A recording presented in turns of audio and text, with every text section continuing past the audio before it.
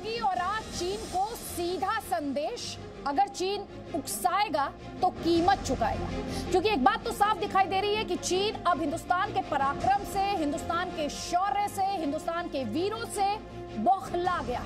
चीन के सैनिकों ने कल फिर घुसपैठ की कोशिश की, लेकिन वो दुष्प्रचार ये कर रहा है कि भारत के सैनिकों ने गोलियां चलाई। हम आपको बता दें कि चीन का ये प्रोपेगेंडा जी न्यूज ध्वस्त करने जा रहा है। चीन से जुड़ी हर खबर प्रामाणिक तौर पर आप हमेशा जी न्यूज पर ही देखते हैं, लेकिन अगर चीन युद्ध चाहता है तो उसके लिए भी भारतीय सेना तैयार। पर देश की संप्रभुता, अखंडता, सम्मान और स्वाभिमान से भारत किसी तरह का कोई समझौता नहीं करेगा। 3 तस्वीरें आपकी स्क्रीन पर, इसीलिए एक तो LAC पर जो कोशिश की गई PLA द्वारा घुसपैठ की, वो कोशिश नाकाम कर दी गई। लेकिन जिस तरह से घुसपैठ लगातार चीन कर रहा है, उसके बाद सवाल ये उठ रहा है कि चीन क्या युद्ध चाहता है, लेकिन हिंदुस्तान हर चुनौती के लिए तैयार। देखिए इस वक्त जो स्क्रीन पर आप तस्वीरें देख रहे हैं, ये तस्वीरें PLA की है, पीपल्स लिबरेशन आर्मी, जिसे शायद चीन की सेना तो गलत होगा कहना, वो कम्युनिस्ट पार्टी की सेना है। LAC के पोस्ट पर सोचिए जरा, ये चीन के सैनिकों के पास हथियार है, चीन के सैनिकों के पास रॉड है, ये नुकीले हथियार हैं। ये बताने के लिए काफी है कि चीन का विक्टिम कार्ड आप क्यों देख रहे हैं, क्योंकि भारतीय सेना अपने पराक्रम और शौर्य से नुकीले हथियारों का जवाब दे रही है। और ये आसान नहीं होगा भारतीय सेना के लिए, क्योंकि भारतीय सेना उन तमाम करारों और संधियों का सम्मान करती है जो दोनों देशों के बीच हुए हैं। लेकिन PLA किस तरह से धज्जी उड़ाता है वो आप इस वक्त अपने स्क्रीन पर देख रहे हैं। मेरे सहयोगी कृष्ण मोहन मिश्रा का यहाँ पर रुक करेंगे, एक अपडेट उनसे ले लेते हैं। कृष्ण मोहन, ये PLA की पोल खोलने वाली तस्वीरें हैं, रॉड्स, नुकीले हथियार, ये क्या उन संधियों और करारों का उल्लंघन नहीं जिनकी दुहाई कल रात चीन दे रहा था? चीन दरअसल किसी भी संधि को मानता नहीं है और वो हर संधि को उस वक्त तोड़ता मरोड़ता है जिस वक्त उसको उस चीज से फायदा होने वाला होता है। वो समुद्र में फ्री नेविगेशन को नहीं मानता है, LAC या सीमाओं को नहीं मानता है। जिस वक्त उसको जिस इलाके पर अपना नया कब्जा करना होता है, उस इलाके का वो नया नक्शा बनाता है और उसी के हिसाब से कार्रवाई शुरू करता है। तो PLA के सैनिकों से भी यही उम्मीद की जाती है कि वो भी अपने पॉलिटिकल मास्टर्स के हुक्म के मुताबिक, जैसा उनका हुक्म होगा कि अगर हमले करने हैं तो बार्ब वायर से जड़ी हुई रॉड लेकर आएंगे, लोहे की नुकीली रॉड्स लेकर आएंगे और उनसे सैनिकों पर हमला करेंगे। लेकिन ये बात बार बार ये काम हो नहीं सकता है। भारतीय सैनिक पूरी तौर पर तैयार थे। कल शाम को 5:30 से 6:30 के बीच जिस तरह से उन्होंने चुशूल के आगे मुखपरी इलाके में आगे बढ़ने की कोशिश की, लेकिन भारतीय सैनिक मुस्तैद थे और उन्होंने उनको उसी वक्त वापस जाने पर मजबूर कर दिया। भारतीय सैनिकों को, भारतीय सेना को और सैनिक नेतृत्व को ये बात बहुत अच्छे से मालूम है कि अगले कुछ हफ्ते में चीन ऐसी कार्रवाइयां दोबारा कर सकता है। अगले कुछ हफ्ते बहुत क्रूशियल होंगे भारतीय सेना के लिए, LAC के लिए। अभी समय की कमी है मेरे पास। मनीष शुक्ला, जल्दी से आपका कमेंट। ये तो जो संधियां हैं, जो करार हैं, उनकी पोल खोलने वाली तस्वीरें हैं, वो लगातार कटघरे में हिंदुस्तान को खड़ा करता है, लेकिन कौन कटघरे में है, ये तस्वीर एक्सक्लूसिव तस्वीर बयां कर रही है मनीष। देखिए, चीन जो है हमेशा ये दिखाता है अपने सैनिकों को कि बहुत ही प्रोफेशनल आर्मी है। जब भी उनकी तस्वीरें आती है ऐसा लगता है कि जैसा कि US या इंडियन आर्मी की तर्ज पर उनकी फोर्स है। लेकिन अगर हकीकत देखा जाए, ये तस्वीरें बयान करती हैं कि दरअसल एक लग ही नहीं रहा है कि कोई प्रोफेशनल फोर्स है। एक राउडी एलिमेंट जैसे होते हैं, इस तरीके का बिहेव कर रही है। कोई भी आप देश के सैनिक जो है किस तरीके से अपने गन को कैरी करते हैं, किस तरीके से उनका बिहेवियर होता है, बहुत कुछ बयां करता है कि उनकी मानसिकता क्या है। अगर इस तस्वीरों को देखें तो चीनी सैनिकों के पास असॉल्ट राइफल तो जरूर है, लेकिन इसके साथ उन्होंने धारदार हथियार रखे हुए हैं, नुकीले हथियार रखे हुए हैं, ठीक वैसा जैसा वो गालवान में लेकर के आए थे कि जब हमारे सैनिक उनसे बातचीत कर रहे थे तो अचानक वो इस तरीके की जो हथियार होते हैं, जो नुकीले हथियार, उसको लेकर के आए थे और भारतीय सैनिकों पर उन्होंने अटैक किया था। और ये जो तस्वीरें हैं ये 1-2 दिन पहले की हैं, जो दिखा रही है कि किस तरीके से चीनी सैनिक अभी भी इस तरीके का वो हथियार लेकर चल रहे हैं। लेकिन ये मैसेज साफ कर दिया गया है, जो भी चीनी सैनिकों के साथ चाहे ब्रिगेड लेवल पर बात हुई हो या उसके बड़े लेवल पर बातचीत की गई हो, ये मैसेज साफ कर दिया गया भारतीय सेना की तरफ से कि अगर चीनी सैनिक गालवान की तरह बिहेव करेंगे और इस तरीके से हथियार लेकर के आएंगे तो भारतीय सेना को बिल्कुल मैसेज साफ है कि वो इसका जवाब देंगे। उसका जवाब वो धारदार हथियार से नहीं देंगे, इसका जवाब सीधा होगा कि वो फायर भी करेंगे।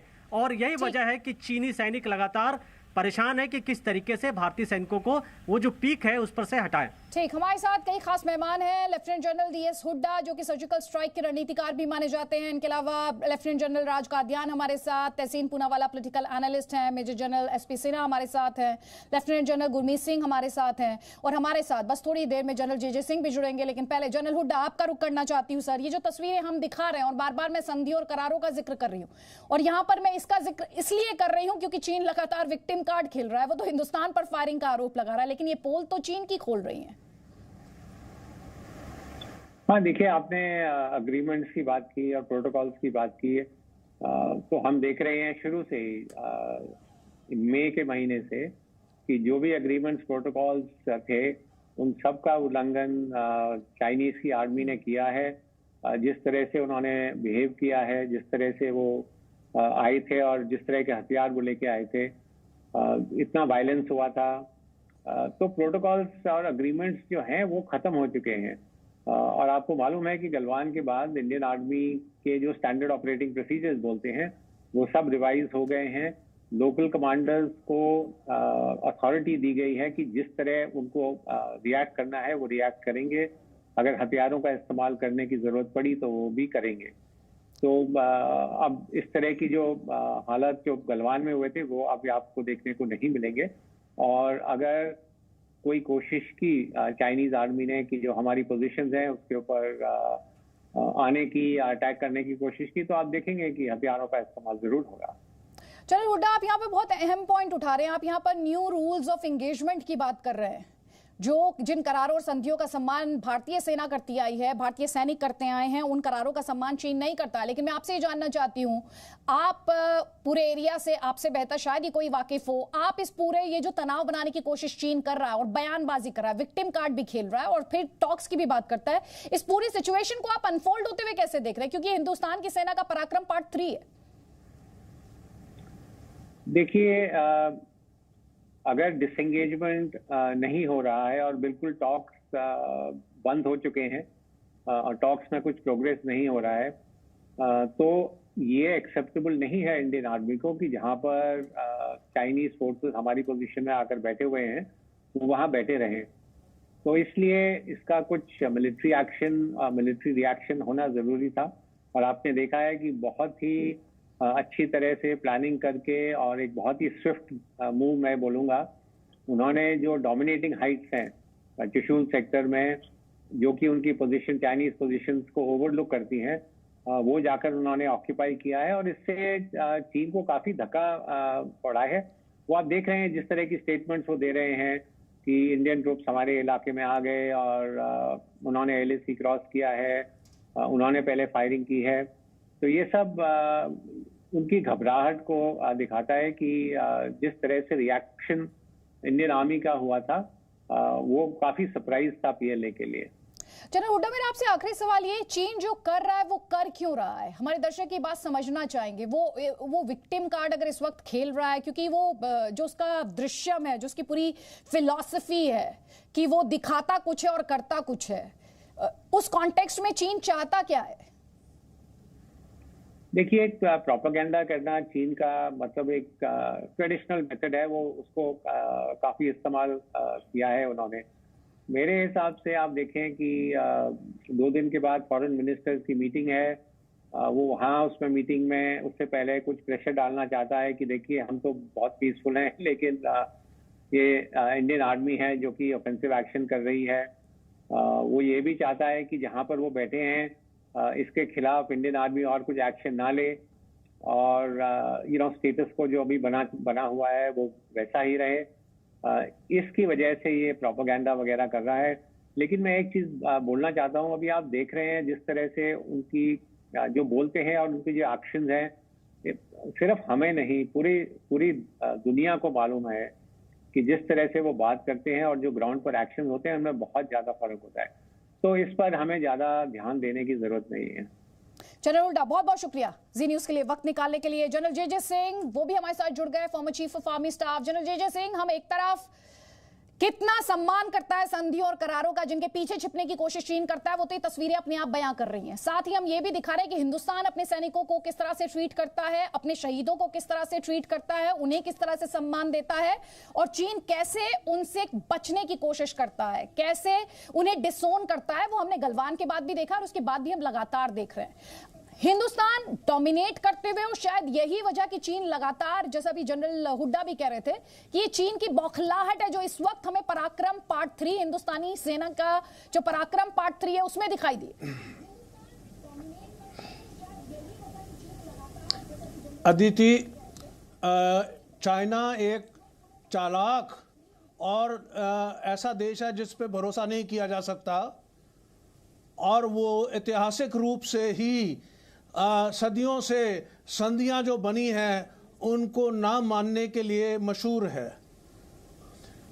जो संधि उनको सूट नहीं करती उसको वो कहते हैं ये हम जब कमज़ोर थे तब हमने ये संधि बनाई, अब हम उसको नहीं मानते, ये बराबरी की संधि नहीं है। दूसरा बात, जैसे आपको पता है कि एक नया इंडिया उनके सामने पेश हो रहा है, और पहले हम चीन को नहीं समझ पाते थे, अब समय आ गया कि चीन को इंडिया को समझना है, इस नए इंडिया को समझना है, और हर कदम पे हम उनको सरप्राइज करेंगे और हम उनसे 2 चाल आगे रहेंगे। मैं कहना चाहता हूं कि इस बार जो LAC पे हमने कार्रवाई की उससे चाइना हक्का बक्का हो गया। उनके PLA के जनरल झाओ, जो कि वेस्टर्न कमांड के इंचार्ज हैं, उनको भी शॉक लगा होगा। इसलिए अब हमारी तरफ का पलड़ा भारी है, और हमने जो पहाड़ियां ऑक्यूपाई की हैं वो हमारे LAC की तरफ से हैं। ठीक सर, बहुत इंपॉर्टेंट पॉइंट आप यहाँ पर उठा रहे हैं, हमारा पलड़ा भारी है। तहसीन पूनावाला,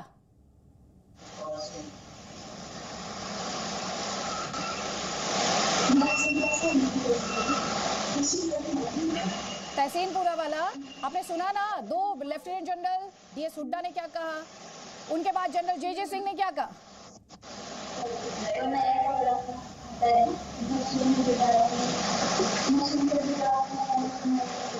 उन तक आवाज नहीं पहुंच पा रही है। जनरल गुरमीत सिंह, हिंदुस्तान का पलड़ा भारी है। हालांकि वो देश में कुछ सियासी दलों को समझ नहीं आता, कुछ नेताओं को समझ नहीं आता, लेकिन पिक्चर तो एकदम साफ है। अदिति जी, आपने बिल्कुल ठीक कहा। वाकया ही भारत का जो पलड़ा है बिल्कुल भारी है और बदल गया है। देखिए, 3 बार चाइना और PLA ने धोखा देने की कोशिश की, ट्रेचरी की। पहली बार तो उसी समय मुंह की खाई 15 जून को, जिस प्रकार से 15 जून की रात को पूरा विश्व और पूरा दुनिया के सामने में उनका झूठ और फ्रेब सबके सामने आ गया, और पता लगा कि PLA ना तो प्रोफेशनल है, ना ही कॉम्बैट एक्सपीरियंस है, ना ही उनका सोल्जर की तरह बिहेवियर है। मैं आपको दाद देना चाहता हूं, आपके चैनल पर आपने ये फोटोग्राफ दिखाई है, इस फोटोग्राफ से बिल्कुल क्लियर पता लगता है कि जो PLA है वो नॉन कॉम्बैट है, नॉन प्रोफेशनल है, और बिल्कुल वो तो एक पॉलिटिकल पार्टी की एक टोली है, एक फोर्स है जो सिर्फ अपने ही लोगों पर अत्याचार कर सकती है, जो तिब्बत में, सिंजियांग में, हांगकांग में अत्याचार और ऐसी डंडों के साथ में काम कर सकती है। और बड़ी बात तो यह है कि 29 अगस्त की रात के बाद में जब PLA ने कोशिश की ट्रांसग्रेशन करने की, स्टेटस को चेंज करने की, जो भारत ने एक बहुत ही उम्दा तरीके से जो प्रीएम्प्टिव एक्शन किया, जिस प्रकार से इन पहाड़ियों को जो डोमिनेटिंग है, स्ट्रेटेजिक हाइट्स है, उनको पकड़ा, तो देखिए उसने तो पूरा एकदम स्थिति ही बदल दी। बिल्कुल सर, एक कमेंट यहाँ पर जनरल कादियान का भी लेना चाहती हूँ, क्योंकि मुझे उसके बाद ब्रेक में जाना है। जनरल कादियान, जल्दी से आपकी प्रतिक्रिया। हिंदुस्तान डोमिनेट कर रहा है, इसमें कोई डाउट ही नहीं था। अपनी संप्रभुता, अपनी अखंडता, अपनी टेरिटोरियल इंटीग्रिटी के लिए हिंदुस्तान पूरे तरीके से तैयार है। ये हम CDS के स्टेटमेंट से भी समझ चुके हैं और आर्मी चीफ के स्टेटमेंट से भी समझ चुके हैं। देखिए, ये इलाके एक पहाड़ी रेगिस्तान है, यहाँ ना कोई पेड़ होता है, ना कोई कवर होता है। वहां बारिश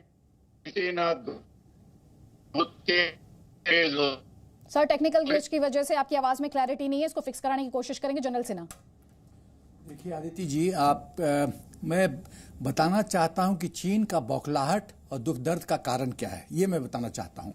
देखिए, माउंटेन वॉरफेयर में जो भी हाइट डोमिनेट करता है वो पूरी तरह से डोमिनेट करता है बाय फायर एंड ऑब्जर्वेशन, तो वो बहुत सुरक्षित रहता है, और जो नीचे हाइट पे रहता है वो बहुत ही टैक्टिकल डिसएडवांटेज उसको रहता है, पहली बात। दूसरी बात यह है कि जिस तरह से हमने ब्लैक टॉप हिल, हेलमेट टॉप, गुरुंग हिल, मागर हिल, रजंगला और रचिनला ऑक्यूपाई किया है, इसका मतलब है कि हम थाकुंग पोस्ट से लेके रजांगला तक जो 25 किलोमीटर की दूरी है पूरी तरह से हमारे कब्जे में है, और हम सब हिल टॉप्स पे बैठे हैं। इसका फायदा हमको क्या है, गर फायदा चीन को क्या है, यह समझने की जरूरत है। चीन की कुदृष्टि थी कि एक झटके में साउथ पैंगोंग त्सो के साउथ को कैप्चर करो, हिल टॉप्स पे जाके बैठ जाओ, एक झटके में पैंगोंग त्सो खा जाओ, एक झटके में आठो फिंगर खा जाओ, और फिर चुसूल को डोमिनेट करो और ले तक पहुंचो। ये उसकी कुदृष्टि थी, इसको विफल कर दिया हिंदुस्तान की फौज ने। बिल्कुल जनरल सिन्हा, तो अब ये अपने आप में बहुत क्रूशियल है कि हम चीन के विस्तारवाद पर प्रहार कब करेंगे, जिसका जिक्र प्रधानमंत्री मोदी ने अपनी 15 अगस्त की उनकी स्पीच अगर याद कीजिए तो उस दिन भी किया था, और इसीलिए अब जरूरत इस बात की है कि चीन के विस्तारवाद पर एक फाइनल चोट की जाए, जो कि हिंदुस्तान जिस दिशा में आगे भी बढ़ रहा है। एक छोटे से ब्रेक के लिए यहां पर रुक रहे हैं, लेकिन ये डिस्कशन ब्रेक के उस पार भी जारी है।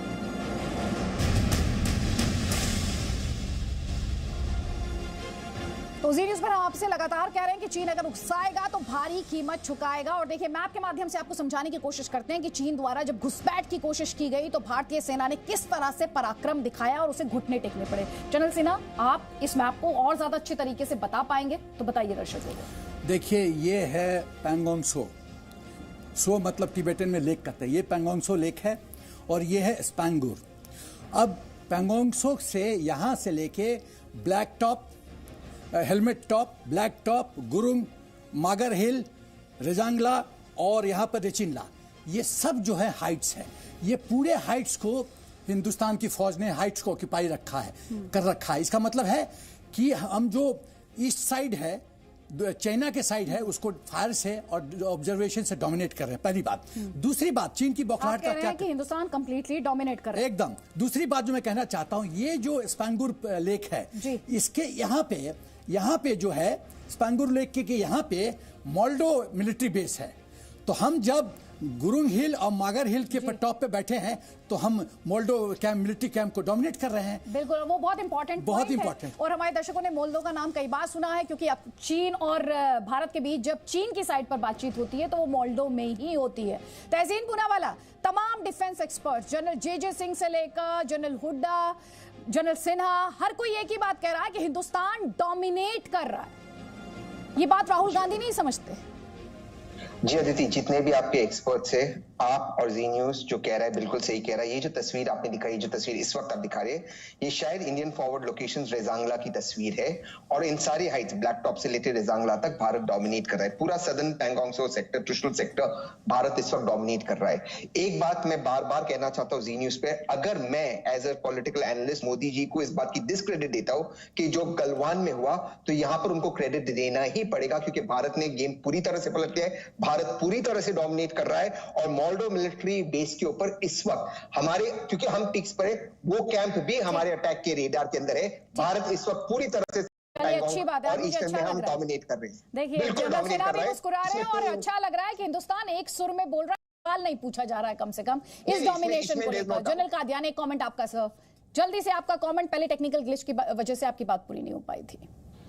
देखिए, मैं थोड़े शब्दों में दोनों सेनाओं की तुलना करना चाहता हूं। भारत की सेना को हाई ऑल्टीट्यूड में ऑपरेशन का बहुत अनुभव है। हम तो 36 साल से सियाचिन में बैठे हुए हैं। चीन की सेना में ये अनुभव नहीं है। दूसरा फर्क, भारत एक वॉलंटियर सेना है। एक जवान जो भर्ती होता है मर्जी से होता है, उसके अंदर देशभक्ति का मादा होता है। चीन के लड़कों को जबरदस्ती वर्दी पहनाई जाती है, तो उनमें वो मोटिवेशन और लगन की कमी है। तीसरा, भारत का सैनिक देश के लिए लड़ रहा है, चीन का सैनिक सिर्फ पार्टी के लिए लड़ रहा है। भारत का सैनिक जानता है 130 करोड़ भारतीय उसके पीछे खड़े हैं, जो उसके मनोबल के लिए बहुत आवश्यक है। चीन में तो उनके विरोध है, वेटरन का ही विरोध है जो चीन की आर्मी कर रही है।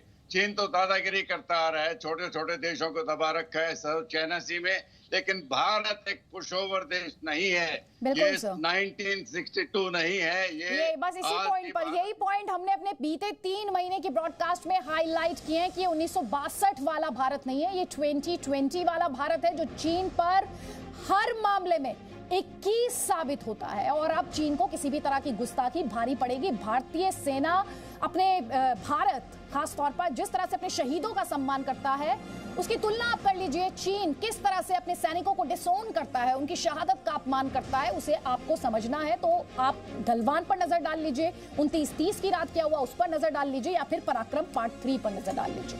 Presenting V News app available on Google Play and App Store. Download it now.